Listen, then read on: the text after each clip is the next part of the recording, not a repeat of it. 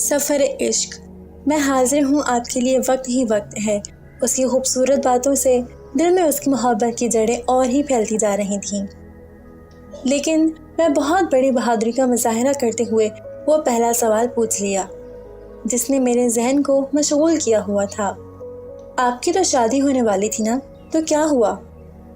نہیں، ایسا کچھ نہیں تھا۔ امی نے ایک لڑکی دکھائی تھی لیکن مجھے پسند نہ آئی۔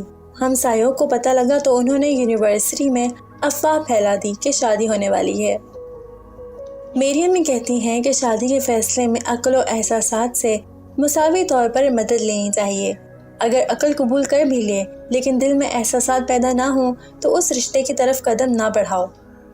لیکن اگر دل مان جائے لیکن عقل تسلیم نہ کرے پھر بھی اس شادی کے لیے راضی نہ ہو۔ امی نے بھی جو لڑکی دکھائی بہت اچھی تھی لیکن احساسات میں کوئی تبدیلی نہ آ سکی۔ میں نے اس کا جواب سنا اور پوری طرح سے اس کی بات پر یقین کر لیا کیونکہ مجھے پتا تھا کہ وہ جھوٹ نہیں بولے گا، لیکن میرے ذہن میں بہت سے سوالات تھے۔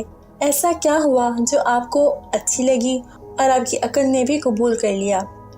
حالانکہ میری دلی خواہش پوری ہو چکی تھی اور اس کی باتوں پر آنکھ بند کر کے یقین کر چکی تھی، لیکن پھر بھی دل میں شک و شبہات سر اٹھا رہے تھے۔ آپ مجھے پسند بھی کرتے ہیں اور اس رشتے کو منطقی بھی سمجھتے ہیں، لیکن میرے لیے یہ بڑا پیچیدہ سا لگتا ہے۔ ایسا کیسے ممکن ہے؟ لیکن یہ میرے لیے بہت اہمیت کا حامل بھی ہے۔ میں سمجھتی ہوں کہ ایک خاتون خوش قسمت ہوتی ہے کہ اگر اس کا شریک حیات اس سے محبت بھی کرتا ہو اور عقلی طور پر اس کی بات کو قبول بھی کرتا ہو۔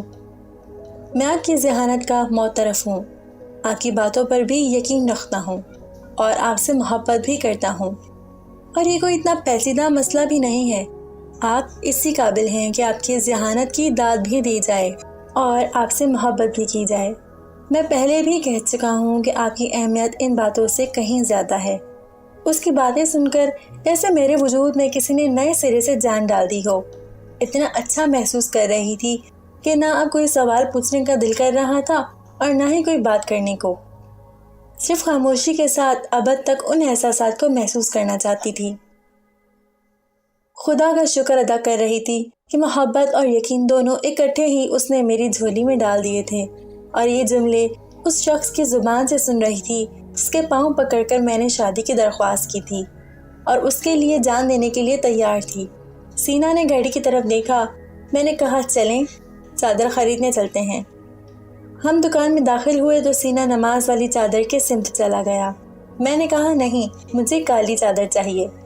نہیں، میں نے وعدہ کیا ہے کہ آپ کے لیے چادر تو ضرور لوں گی۔ پہلے بھی کہہ چکا ہوں کہ کالی چادر آپ اپنی مرضی سے اپنے اعتقادات کی بنا پر لینا پسند کریں تو ضرور لیں۔ تو میں بھی تو اپنی مرضی سے ہی لینا چاہتی ہوں، کسی نے مجھے مجبور نہیں کیا ہے۔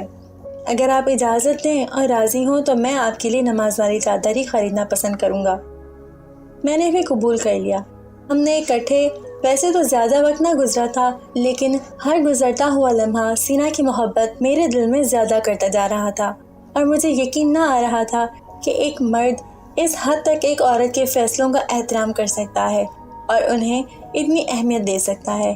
ہمیشہ سوچتی تھی کہ اس کی سب سے پہلی شرط میرے سے شادی کی چادر لینا ہوگی۔